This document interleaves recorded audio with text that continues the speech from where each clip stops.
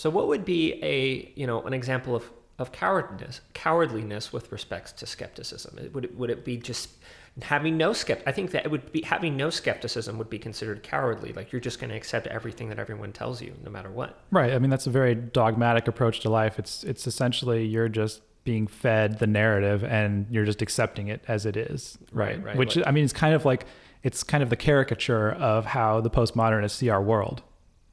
Exactly. But on the flip side of that, there's the reckless side of skepticism. Yeah. So do you think that, I mean, where do you see that? I mean, obviously recklessness is a problem, but I mean, are there any thought experiments that come to mind when you think of what's a reckless application of skepticism?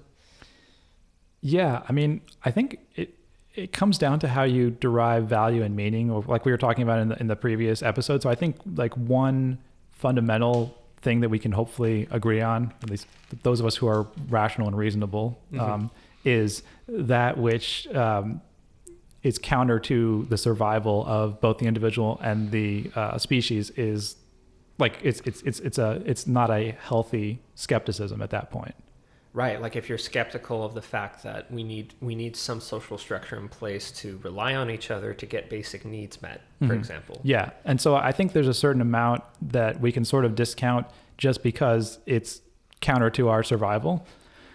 But where things get tougher is that in our society today, we're quickly approaching, I think we've almost reached, if we haven't already reached, a point where the survival aspects are no longer like what's our primary motivators in life. I mean, at least in the first world, let's say, because I mean, there are some areas of the planet where survival is still like the primary motivator, and they haven't, the certain level of, let's say, comfort hasn't been reached yet. But let's just focus on the area of the world that we live in, where compared to most of the world, we live pretty comfortably. Let's be honest here. Yeah.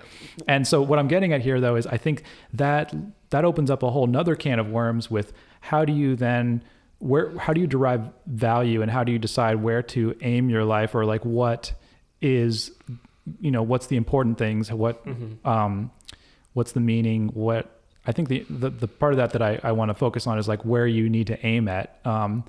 How do you decide that in a world where it's no longer your survival that you're trying to enable? It's different things. It's kind of more in line with the eudaimonia approach that you were just talking about, where we're focused more on sort of the higher levels in the hierarchy of needs that give us things like fulfillment and purpose and all of those aspects of life.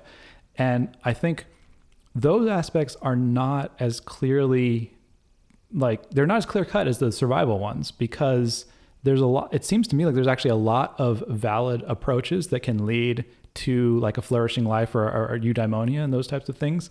And I think because there are multiple valid approaches to that, you end up getting in this sort of confusing world of how to weigh them against each other. And that's part of what leads to, in the postmodern interpretation, like why you need to be skeptical of those.